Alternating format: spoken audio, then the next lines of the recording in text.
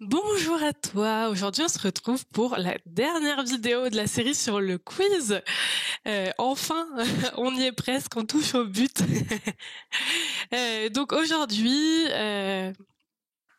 on va mettre en place la dernière automatisation, les dernières automatisations qui vont nous permettre de relier Tally et Brevo, et également mettre à jour mon espace Notion et m'envoyer une notification sur Slack. Donc ça, c'est tout ce qu'on va faire aujourd'hui. Évidemment, si tu n'as pas encore vu les précédentes vidéos, je t'invite à le faire parce que sinon tu risques de louper des informations. Je vais pas forcément tout répéter. Donc je t'invite à aller voir les 4 autres vidéos de cette série sur le quiz où vraiment on voit toutes les étapes qui permettent de créer un quiz et qui permet surtout de tout automatiser pour la mise en place du quiz. Donc aujourd'hui, on va aller explorer un outil qui s'appelle Make, qui permet de créer des automatisations entre différents outils. On va du coup, comme je le disais, faire des différentes automatisations. Donc sans plus tarder, je vais te montrer un peu ce qu'on va faire aujourd'hui. Donc aujourd'hui, on va faire le lien entre Tally et tous les autres outils via Make. Donc la première étape, ça va être de définir la logique des automatisations, comme toujours, avant d'aller les créer directement dans l'outil.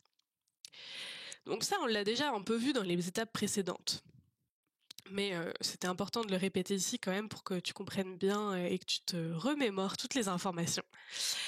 Donc on va avoir une personne qui répond au quiz sur Tally. Donc ça, c'est tout ce qu'on a fait dans les précédentes vidéos. Et donc, avec Make, voici les 3 actions que je veux qu'il fasse. Je veux que d'abord il envoie les informations du quiz vers Brevo pour que Brevo lance les automatisations liées aux emails, etc. Tout ce qu'on a vu dans la précédente vidéo. Ensuite, je veux que Make envoie les informations à Notion pour que mon CRM soit mis à jour avec les informations du quiz. Et en dernier élément, en dernière action, je veux que Make envoie les informations à Slack pour que je puisse recevoir une notification instantanée qu'une personne a répondu à mon questionnaire. Donc ça, c'est tout ce qu'on va faire sur Make et on va directement se rendre sur Make pour te décrire tout ça. Donc nous voilà sur Make, je vais tout de suite ouvrir l'automatisation qui nous intéresse, qui est l'automatisation pour mon quiz. Donc, si tu ne connais pas Make, peut-être je t'invite à aller voir d'autres vidéos, pas sur mon compte parce qu'il n'y en a pas encore, mais pour vraiment comprendre comment fonctionne Make. Ici, je vais vraiment te montrer comment fonctionne cette automatisation-là. Mais c'est sûr que si tu n'as aucune base sur l'outil, tu risques d'avoir peut-être quelques difficultés à comprendre, même si je vais essayer de rendre ça le plus facile possible. Donc Make, c'est un outil d'automatisation où on va pouvoir relier différentes plateformes entre elles. Ça permet, parce que des fois les plateformes, elles peuvent pas s'interconnecter directement, donc on va faire appel à Make pour faire les connexions à notre place. Donc comme tu peux le voir, on a des différents modules, c'est toutes les petites bulles, qui vont nous permettre de réaliser un enchaînement d'actions pour atteindre le résultat qu'on souhaite avoir. Donc ici, voilà à quoi ressemble mon automatisation. C'est exactement le schéma que je viens de te montrer sur Canva, mais en un peu plus complexe puisqu'il y a toutes les étapes qu'on voit ici. Donc la première étape, évidemment, ça va aller d'être de récupérer toutes les informations depuis Tally. Donc on ajoute un module Tally qui s'appelle Watch New Responses. Je vais zoomer un peu pour te montrer. Où là, en fait, on voit le petit éclair, ça veut dire que c'est immédiat. Donc dès qu'une personne va répondre au quiz, on va avoir le module qui va s'activer pour lancer ensuite toute l'automatisation. Donc ça, c'est vraiment le déclencheur, c'est dès qu'une personne répond au quiz, il va y avoir l'automatisation qui va se lancer. Donc là, ici, j'ai déjà paramétré mon module ici pour qu'il aille récupérer les informations de mon quiz en particulier. Et donc, une fois qu'on a fait ça, on a dit, la première étape, c'est que je veux envoyer les informations vers Brevo. La particularité, et ça va être aussi le cas pour Notion, c'est que, bien sûr, j'ai des personnes qui vont répondre à mon quiz que je connais déjà, qui sont déjà répertoriées dans ma base email, mais j'ai aussi des personnes qui sont nouvelles et que je ne connais pas dans ma base email. Donc, ce qui va... la plupart au final des étapes qu'on voit là, ça va me permettre de trier, de vérifier est-ce que oui ou non la personne est dans ma base email pour savoir si à l'issue je dois créer un nouveau contact ou mettre à jour un contact qui existe déjà. Et il y a une petite particularité avec Make, c'est que Make il va compter le nombre d'opérations qu'on réalise et c'est ça qui va permettre de créer le tarif de l'outil. Donc on a une limite d'un certain nombre d'opérations. Donc vraiment un peu l'objectif avec Make, c'est de faire en sorte que nos automatisations aient le moins d'opérations possible pour éviter de payer le plan au-dessus, le plan payant. Moi, je paye déjà un plan, mais c'est toujours pareil, j'ai quand même une limite du nombre d'opérations. Et c'est pour ça que je vais avoir pas mal d'étapes dans mon automatisation, parce que en fait, je vais tout détailler.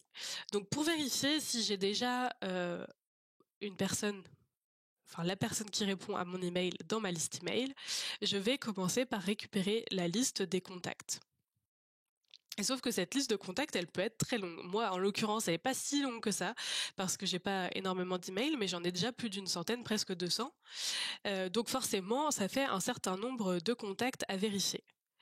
Et en fait, il se trouve que à chaque fois que je vais avoir un contact, ça va me générer une opération parce qu'il va devoir vérifier contact par contact si ça correspond à l'email que j'ai dans mon quiz ou non.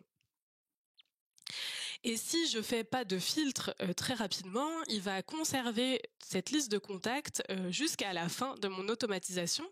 Donc moi, ce que je veux faire, c'est récupérer ma liste d'emails, de tous les emails que j'ai, le comparer avec l'email de base qui a répondu au questionnaire, et une fois que j'ai ça, conserver que cet email-là, et pas garder la liste des 200 emails. Parce que c'est que de celui-là dont j'ai besoin pour la suite de mon automatisation.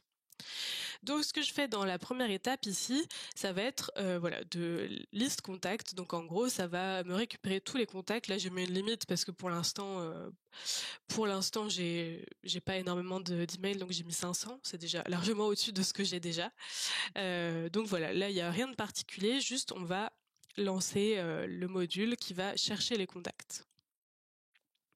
Ensuite, ici, je vais créer un switch où je vais lui demander de vérifier par rapport aux emails qu'il a trouvés ici, est-ce qu'il correspond à l'email que j'ai récupéré dans Tally. Donc là, si on regarde ici, on a toute la liste des informations que Tally a envoyées à Make par rapport au questionnaire.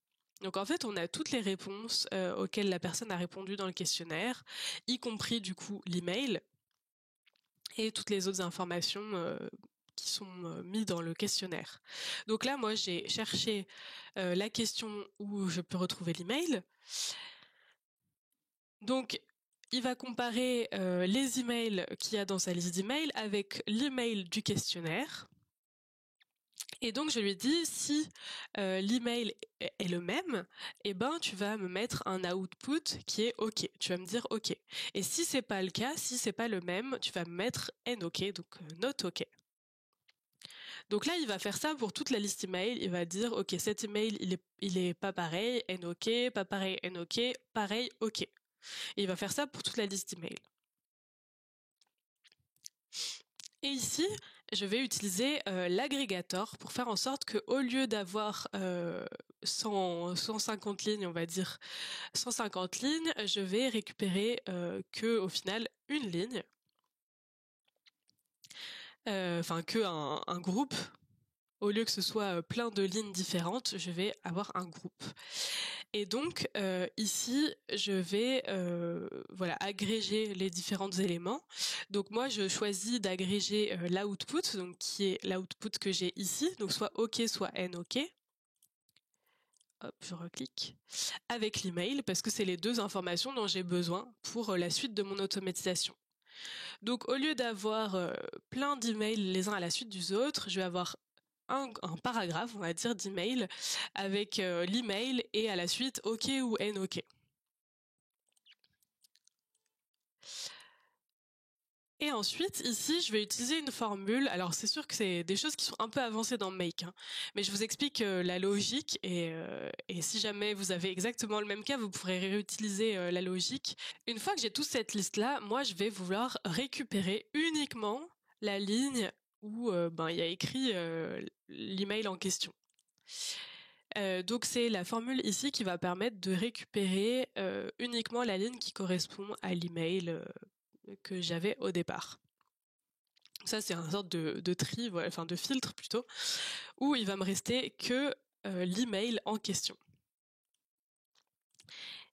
Et pour finir, ici, je vais vérifier parce que évidemment, si l'email je le connaissais pas dans ma liste email Brevo, donc si c'est un nouveau contact, et ben tout cet enchaînement d'étapes va renvoyer du vide parce que l'email n'existait pas.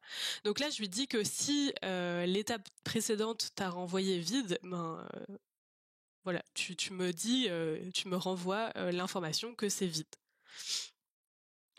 Et si c'est pas vide, évidemment, et ben tu me renvoies l'information qu'il y avait déjà précédemment. Donc là, on arrive ici avec soit l'email qu'on voulait, donc c'est-à-dire que l'email existait déjà dans ma liste email Brevo, soit du vide. Et donc ici, maintenant que j'ai cette information, il va simplement me rester à soit créer le contact, soit le mettre à jour. Donc là, j'ai mis un petit filtre ici. Donc ici, c'est est-ce que c'est vide ou pas. Dans ce cas-là, il faut que ce soit vide. Si c'est vide, eh ben, on va créer un contact. Et donc ici, pour créer le contact, je vais lui donner toutes les informations dont j'ai besoin pour créer mon contact. Donc là, je vais avoir l'email, évidemment, donc que je retrouve dans le questionnaire. Ensuite, je veux qu'il me mette à jour le prénom. Et ensuite, je veux, ça c'est très important, la réponse, donc le personnage, le résultat du quiz. Et ça va me permettre ensuite de savoir quoi envoyer sur Brevo. Et pour finir, je vais l'ajouter à des listes. Donc d'abord, je vais l'ajouter à Quiz New. Et si vous vous souvenez bien, l'ajout d'un contact dans cette liste Quiz New, ça va déclencher l'envoi des emails sur Brevo ensuite. Et je vais l'ajouter aussi à Newsletter. S'il n'y était pas déjà, enfin là du coup c'est un nouveau contact, donc il n'y était pas déjà. Ok. Et par contre, si jamais c'est un contact que je connais déjà, donc là c'est si c'est pas vide, si j'ai bien l'email, je vais venir mettre à jour mon contact avec les informations. Donc là au final j'ai remis la même chose, donc l'email, même si c'est le même, j'avais pas le choix. L'email, le prénom, le résultat au personnage, et là je l'ajoute à Quiz New exactement pareil, et à la newsletter si c'était pas déjà le cas. Donc au final c'est quasiment la même chose, c'est juste que j'indique à Brevo là que celui-là tu le connaissais déjà et celui-là c'est un nouveau contact à créer. Bon, j'espère que je vous ai pas trop perdu parce que c'est vrai que c'est une automatisation qui est un peu complexe sur cette partie-là. J'ai mis pas mal de temps à la mettre en place et à trouver vraiment comment faire pour que ça fonctionne au mieux, que ce soit vraiment efficace et en même temps que ça me prenne pas trop d'opérations sur Make, comme je vous expliquais. Mais c'était un beau challenge et du coup ça m'a permis d'apprendre à utiliser tous ces outils d'agrégateur, etc. et de variables, de switch. Donc c'était assez intéressant. Toujours pareil, hein, si vous avez des questions, n'hésitez pas à les mettre en commentaire. Donc ça, c'était la première étape, donc d'envoyer les informations de Tally vers Brevo pour ensuite lancer les automatisations d'email, etc. Ensuite, la deuxième étape, et là ce sera beaucoup plus simple, comme vous pouvez le voir, ça va être de mettre à jour ma liste de clients et de prospects sur Notion, mon CRM. Donc là, ce qui est beaucoup plus simple, c'est qu'en fait, on va directement avec Notion pouvoir chercher un objet, contrairement à Brevo où on peut renvoyer la liste de contacts, mais pas un objet précis dans les contacts. Donc c'est pour ça que on n'a pas toutes les étapes identiques à l'étape d'avant, parce que évidemment, là aussi, il faut que je vérifie si j'ai pas déjà cet email dans mon CRM sur Notion. Donc là, je vais utiliser du coup le module Search Object. Oula, mon anglais. Donc là, je vais chercher un item dans une base de données. Ensuite, là, je lis ma base de données Notion. Donc ça, il faut lier votre espace Notion et ensuite trouver la bonne base de données en utilisant le petit bouton Search ici. Et ensuite, je vais filtrer directement avec l'email. Donc là, une fois que j'ai lié ma base de données, il va me mettre toutes les propriétés de ma base de données. Donc là, je choisis l'email. Et donc là, je vais, pareil, réutiliser l'email que la personne m'a mis dans le questionnaire sur Tally. Et comme ça, je vais directement lui demander, retrouve-moi cet email dans la base de données. Évidemment, j'ai mis la limite à 1 parce que normalement, j'ai qu'une seule ligne dans ma base de données par email. Et donc là, toujours pareil, soit il va me renvoyer l'email et dans ce cas-là, on va mettre à jour la base de données, soit il va ne rien me renvoyer du tout et dans ce cas-là, on va créer un nouvel item dans la base de données. Donc là, c'est ce que j'ai fait ici aussi. Donc si il me renvoie rien, donc 0, on va créer un nouvel item. Si il me renvoie quelque chose qui est plus grand que 0, on va mettre à jour. Et donc là, c'est pareil, ça fonctionne un peu de la même façon. On va chercher la base de données.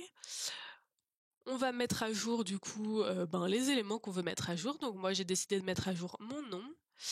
Le contexte, donc ça c'est une propriété dans ma base de données qui me permet de dire pourquoi j'ai ajouté la personne dedans et ça me permet d'avoir un peu le suivi. Les tags, donc là, hop, je mets tous ces tags-là. Le tag newsletter. Ensuite, je mets un statut par rapport au fait si c'est un prospect ou quoi. Là, j'ai décidé de mettre prospect tiède. Ensuite, je mets l'email. Et puis, ce qui est important aussi pour moi, c'est de mettre le moment où l'item a été créé. Et voilà. Voilà tout ce que je mets à jour et je sauvegarde évidemment. Pour la mise à jour de l'item, j'ai fait la même chose. C'est juste que là, du coup, comme je mets à jour un item, je vais récupérer l'ID de la page qui m'a été renvoyée dans la recherche avec le premier module. Comme ça, je mets à jour le bon item. Toujours pareil, hop, je mets à jour tous les champs que je t'ai montrés juste avant. Et voilà pour Notion. Donc la deuxième partie est beaucoup plus simple que la partie sur Brevo, comme tu peux le voir. Et la dernière étape, c'est Slack, et là c'est encore plus simple. Comme je te le disais, moi j'ai mis en place des automatisations sur Slack, comme ça je reçois une notification quand une personne envoie le quiz, enfin répond au quiz. Donc là j'ai créé une connexion avec mon Slack, j'ai utilisé le bon challenge dans lequel je veux avoir les notifications. Et ensuite, j'ai créé un petit formulaire. J'ai utilisé ce bloc kit qui est ici. Bon là, du coup, je vais pas te montrer, mais quand tu cliques ici, tu peux directement mettre un peu la forme que tu veux et ça te renvoie donc le petit code ici. Et donc moi, comme texte, j'ai voulu mettre génial, nouvelle réponse au quiz, bienvenue à le prénom, j'ai mis l'email et puis je mets le résultat. Donc comme ça me permet de voir par exemple bienvenue à Léa qui est Hermione par exemple dans le quiz. Ça me permet d'avoir les petites nouvelles quand il y a une nouvelle personne qui répond au quiz. Donc je sauvegarde. Évidemment, on active l'automatisation. Et évidemment aussi, on teste plein de fois les automatisations comme ça, parce que des fois ça fonctionne, mais des fois il va y avoir des bugs dans certains cas. Donc c'est toujours bien de tester plein de fois pour être sûr que tout fonctionne comme on veut. Et du coup, ben, on a terminé notre quiz. Et donc voilà, on a terminé de mettre en place toutes les automatisations, tous les outils, toutes les choses pour que notre quiz fonctionne. Et maintenant, on n'a plus qu'à tester, améliorer, demander l'avis des personnes, vérifier que voilà tout fonctionne avec tout le monde et d'améliorer au fur et à mesure dès qu'on a des retours de personnes qui nous disent oui là il y a peut-être ça comme amélioration à faire ou il y a eu un bug à cette étape-là. Comme ça nous permet d'améliorer mais sans avoir besoin de tout refaire. Bon, j'espère que j'ai été suffisamment claire. Je sais que c'était une étape qui était peut-être un peu complexe, surtout si t'es pas forcément familier ou familière avec l'outil Make. C'est un outil qui est pas hyper facile à utiliser parce que ça permet énormément de choses et donc forcément si t'as aucune base dans tout ce qui est code, développement, etc., ça risque d'être un peu compliqué. Après sur le site de Make, il y a toute une académie, un petit e-learning qui te permet d'apprendre toutes les fonctionnalités. Moi c'est comme ça que je me suis formée principalement sur cet outil. Après oui c'est une formation qui est en anglais, mais c'est toujours utile si vraiment tu veux approfondir toutes ces questions-là. Je te remercie d'avoir suivi cette série sur le quiz. Surtout, n'hésite pas à me dire si toi aussi tu crées un quiz, à me dire comment ça a fonctionné de ton côté. Est-ce que tu as utilisé les mêmes outils que moi ou pas? Quelles ont été les problématiques que tu as rencontrées dans la mise en place de ton quiz? Et puis, on se retrouve très bientôt pour une prochaine vidéo. Merci!